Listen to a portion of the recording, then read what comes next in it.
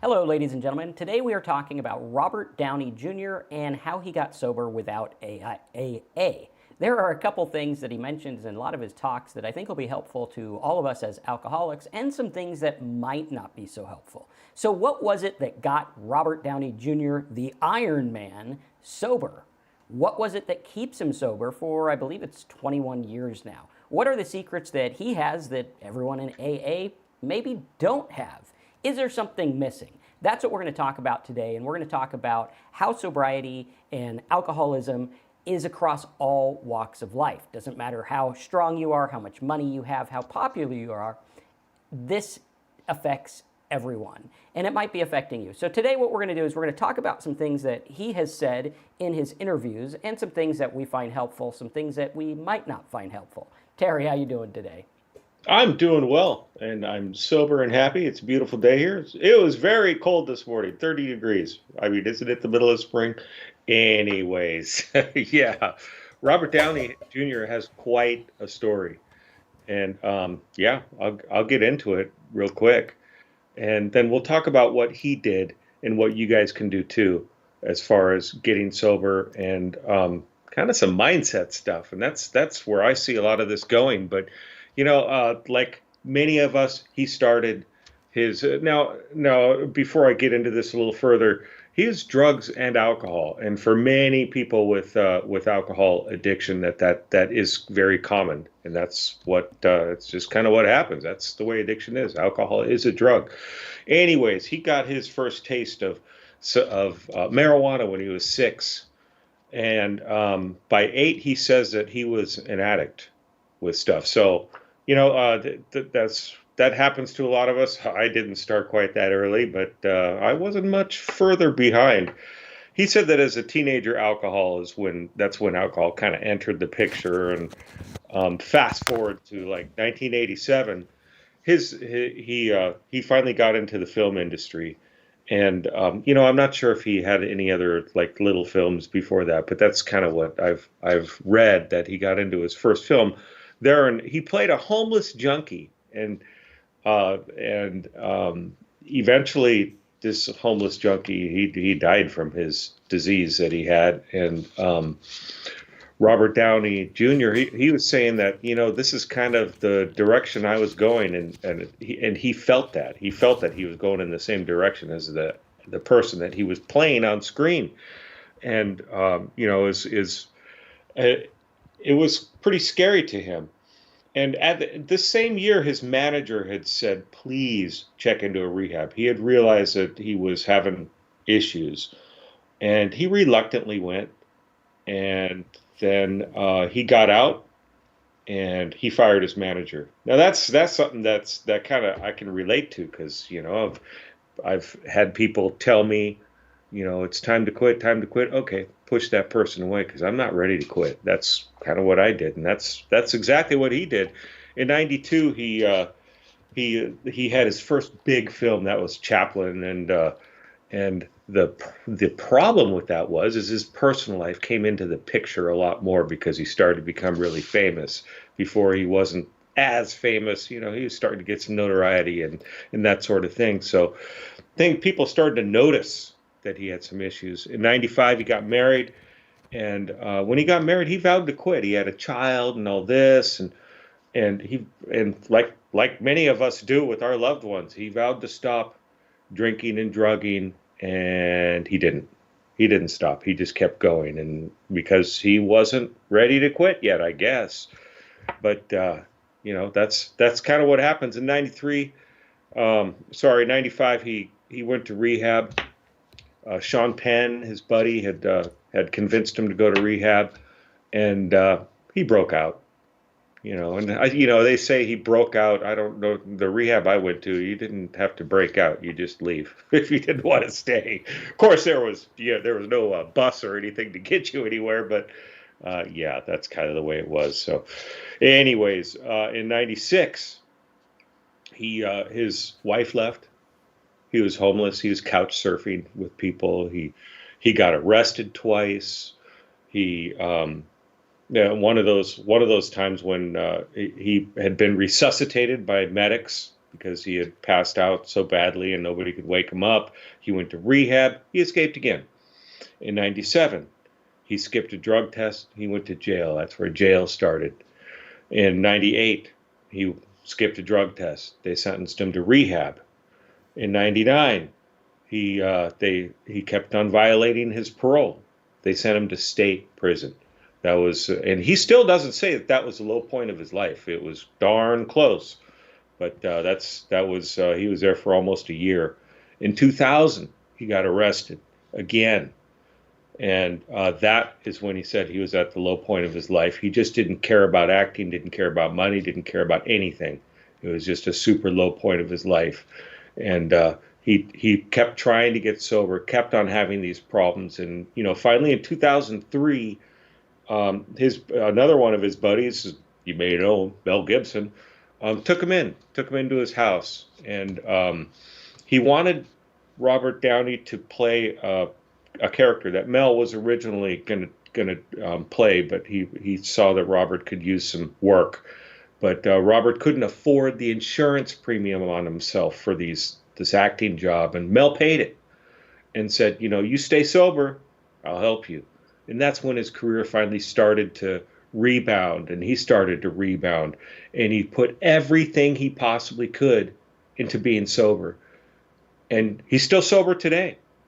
And he said he had tried the 12 steps. This is what I hear from a lot of people that on our channel that I work with. A lot I hear them say, I tried AA and it just didn't work. And I'll talk about that a little bit later, but he was able to get sober without AA. He remarried soon after that. Once again, getting married, his wife said, you have to stop the drinking and drugging and all that. And he was able to do it. This was the mindset shift that he had, that he was going to do everything. He couldn't live this life anymore. That's one of his quotes, is that he just realized that he couldn't do it anymore. And so he put everything he could into it.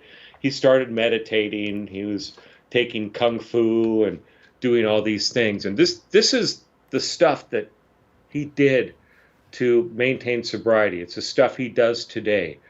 A really important thing here is, and this is something that some people don't necessarily do until they've had some time in sobriety, and that's that he realized that his addiction, regardless of his past, regardless of his parents maybe not bringing him up quite the right way, he said his drug and alcohol use was his own doing. It's his own fault. And that's a hard thing to really stomach. It's a hard thing to accept. But that's the case with me as well, is that, it was me. I did it. Sure, there's other factors.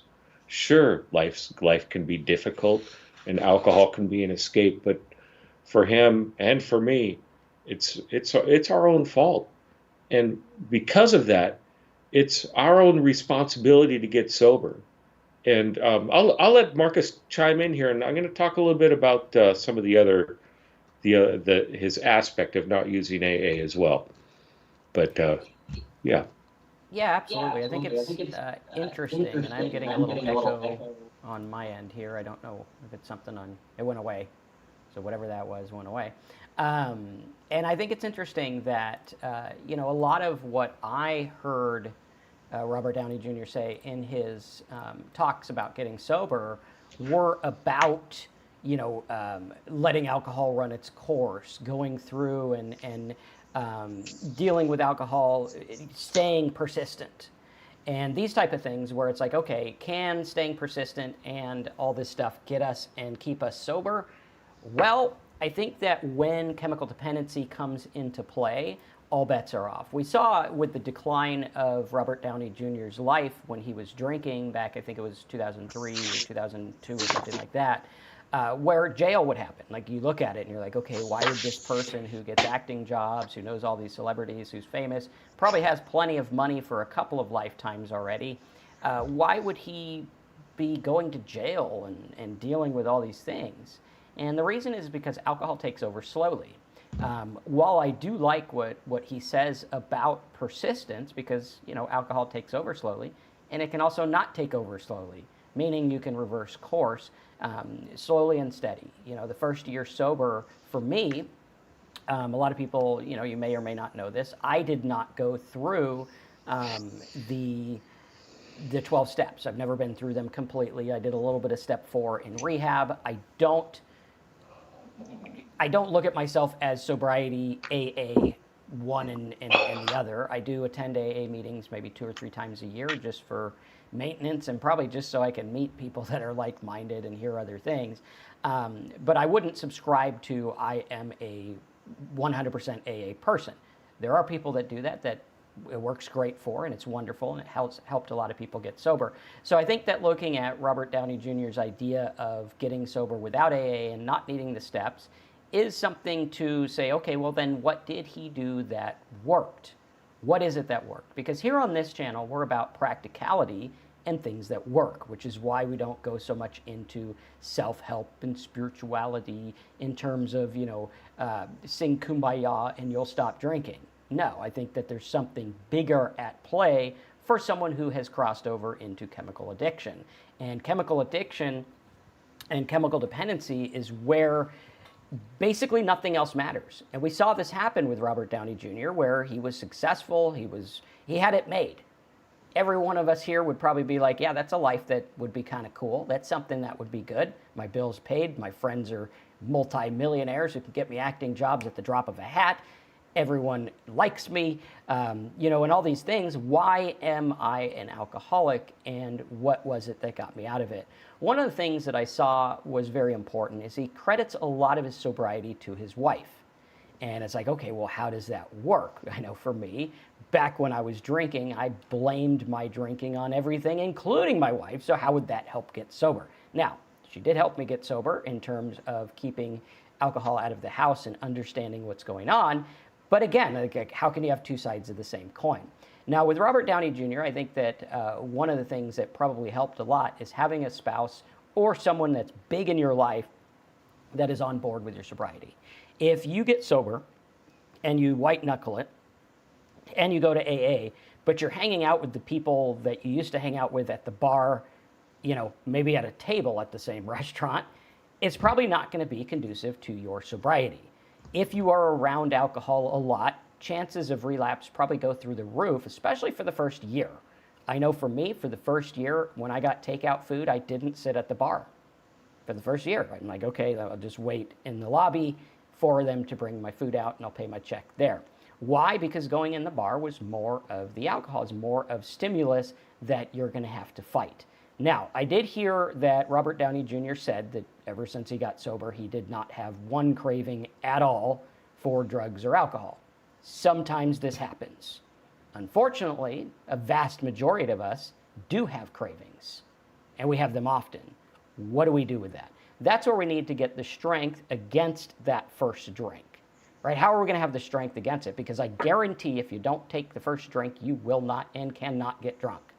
It's not going to happen unless you have some rare medical condition that happened to like 3 people on planet Earth. That's the only other caveat there. But when we look at this, it's like, okay, how are we going to stay sober and deal with this? Well, he has his wife. He has his, I think it was Tai Chi or some kind of martial arts that he does, and he has meditation. So there's 3 things that he has that he does daily to not drink.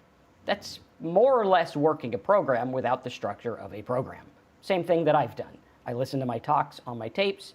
I have my wife who knows what's going on. She knows that, you know, I am an alcoholic, and the cravings and the desire and alcohol as a solution will never go away.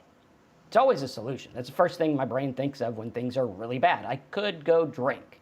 Now, thinking and going and drinking are 2 different things. A lot of people put them together and say, well, I thought it, I might as well go drink because apparently I'm not a good sober person. Well, I think we need to look at that and say a craving and a thought mean nothing. The thought to drink means nothing. The craving means nothing. Just means you drank and now you crave something. And in Robert Downey Jr.'s life, where, you know, you look at something and you say, okay, well, how is he doing this without a program? Well, he told you. Spouse that's on board. Checks and balances. There's a accountability there. Responsibility. like Terry was saying back when we drank, it was everyone else's fault. Everything was everyone else's fault but mine. When I drank, I did nothing wrong. Apparently, I was, the biggest saint on earth, and there should be Bibles written about me. But that wasn't the case. Everything was my fault, and it was the fault of drinking. And looking at that and understanding, okay, responsibility. I have the responsibility to take the drink. A lot of people say, well, I don't know how I got drunk. I do. You drank. It's very simple. Who chose to drink? You did. Now, when you have chemical dependency, the choice gets less and less yours and more the alcohol's, which is why I stay away from that first drink.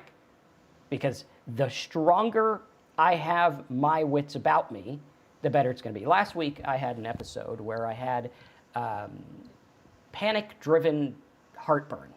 It was crazy. It was like minutes from going to the ER. I was like, this is bad. However, I knew, okay, it's probably panic and it's probably gas. And I hadn't had that for a long time. And knowing that had depleted pretty much everything, right? When you have physical stuff, it depletes everything. All bets are off. And I can't really make that many decisions. And looking at it, it's like, yeah, back at that time, a drink probably would have helped in the short term. And in the long term, it probably would have put me back at rehab and square one and everything like that. The thought crossed my mind because my resources were depleted. I had nothing left. My mental strength was gone. Everything was gone. And so looking at that, the only reason I made it through that without drinking, which it wasn't really a toss-up choice, why wasn't it? At the dark hour of that, why didn't alcohol become the solution as it had so many times before? Because over the last 10 years, I have built the strength, little by little, against that drink, knowing I have other things to lean on. Robert Downey Jr. has other things to lean on. When he has a bad day, when he misses the role, when finances go south, or whatever happens, he knows, hey, I can go to my spouse. That is a safe place. I can go and meditate. I can go and do whatever kung fu or whatever it is. These things give me mental strength to fight the bad days. The bad days will come. It is a guarantee of life. You will have bad days in sobriety. Maybe you're newly sober and you got that pink cloud and it seems like everything is going your way, and maybe they'll cast you as the next Iron Man. Probably not me, because I'm more like Flab Man than I am Iron Man. But at any rate, I have been working out with the 10-pound weights, so, there's that. But nice. When we look at this, it is. Sometimes I get the 15s on a good day. Hey, good job. But we look at this and we start to look at this and understand it is the strength you build. Much like me going in and lifting the 10, 15-pound weights or whatever it is. Sometimes I lift the bar, which is 45. There you go. Little by little, that stuff. Are we still on? You are back. Are we back? You dropped, but you're back. Okay, are we on? Right now the YouTube's spinning, but it should fire up again. Okay, looks like we're back. So looking at that and understanding over time is what allows me to be able to lift the bigger weights.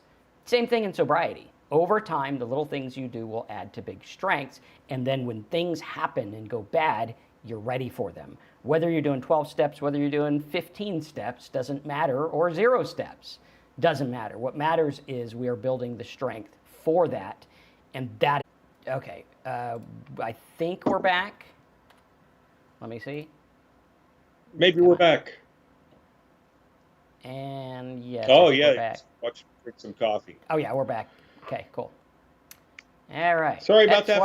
That's why we pay for multiple internets here. All right. Anyways. Yes. So I'm not sure how much of of my big spiel that you guys got, but for me, what I try to tell people is, okay, so Robert Downey Jr. got sober without AA, and that's great. And many people get sober without AA, and many people get sober with AA. What I did when I got sober is everything I possibly could. There wasn't much to do on the internet for sobriety when I got sober. So I did AA. I did the hospital recovery group. I worked on reading and what do I need to do to stay sober, researching that stuff. I did things like I started exercise as soon as the doctor told me I could because I was pretty sick. But I started to do light exercise. You know, Marcus is talking about lifting weights. I did other things. I walked and started to ride my bicycle, things like that. And I started to get busy. I also have my wife to help keep me accountable, and that's very important. It's important to this day, and the main thing is that I realize I'm chemically dependent. I can't drink anymore, so that alcohol is not a choice. So it has to stay off of the table, and that's the most important thing. My sobriety is the most important thing, and as Marcus said, it's that first drink that's the bad one, and that's what I have to understand. So I have to do whatever it's going to take to not take that drink. Get a craving. Doesn't happen much anymore. So any of you that are wondering when the cravings are going to stop, they will. They will slow down. You may get one after 10 years of sobriety, but you'll get the tools that you need to not drink. There's other things I can do if I did get a craving, and usually at this point, if I got a craving for alcohol, it's usually the fact that I'm thirsty and I just drink something non-alcoholic and I'm fine. It's really that simple nowadays, but I do have to be careful. I don't want to take that drink. And that's kind of what I do. And if you guys are looking for a way to stay sober, Carl had said help. Carl, go to a doctor. Have the doc and be honest with him about what your drinking is. He can help you. He can guide you in the right direction. You need to get sober, and you need to get sober from a doctor will help you. You can join our online recovery class as well. That we talk about the mindset for sobriety and how you can stay sober, and the things that it's common everyday things that our course goes over, that just these things that happen in our life that might drive us back to a drink, and how to get through them. And that's the kind of things we go over. It's a 30-day program. You can take it as quickly or as slowly as you want. You can go over it again and again and again, and it'll help you. It's what Marcus and I do on a daily basis now. It's what we did to get sober. So go check it out. And we get a private call with us if you'd like, and you just click on that private sobriety call there. And we have a Facebook group you can join, and just ask to join, and I'll check you out, make sure you're not some bot or something, and I'll let you in. You can talk to other people that might be going through some similar issues as you are. So, yeah. Absolutely. So, yeah, I think the key takeaway is to remember all of us have something that we do daily, whether we realize it or not, that keeps us sober. And those things done daily compound. Like you look at it now, I'm at almost 10 years sober, which is what, 3,650 days or something like that. Nice. And that's little things done every day. That's 36 times I've listened to it, 3,600 times I've listened to a talk, 3,600 times I haven't gone to the bar, 3,600 different times I have not used alcohol as a solution. And the more you realize that alcohol is not the best solution, the more your brain's going to work to find other solutions, which is really cool and really important. And those are things that are brought over time. So talksober.com is where you can go sign up, support the show, and get all those sobriety tools. You just go here, talksober.com, click the yellow button. It'll take you to the sign up page. You can cancel whenever you want. It's a monthly thing, so it's like less than $1 a day, and it supports what we're doing here and also gives you all kinds of tools and stuff. You can also get a sobriety call with Terry and myself, and speak to us about what you got going on, share your experience, share what's going on in your life. We just had one last week. It was really good. I thought it was very helpful for me, and I think he found it helpful as well, which is fantastic. And that's kind of what we're here to do, is help you understand, hey, you're not at this alone. Chemical dependency is real. It does affect us, and there is a way out. Just like Robert Downey Jr. found a way out, so can we. And we can find that way out through meditation, through our spouse's help, through a support group, through lots of different things. And those things that we have listed over at talksober.com are things that have helped us quite a bit as well. So check out talksober.com, smash that like button if you enjoy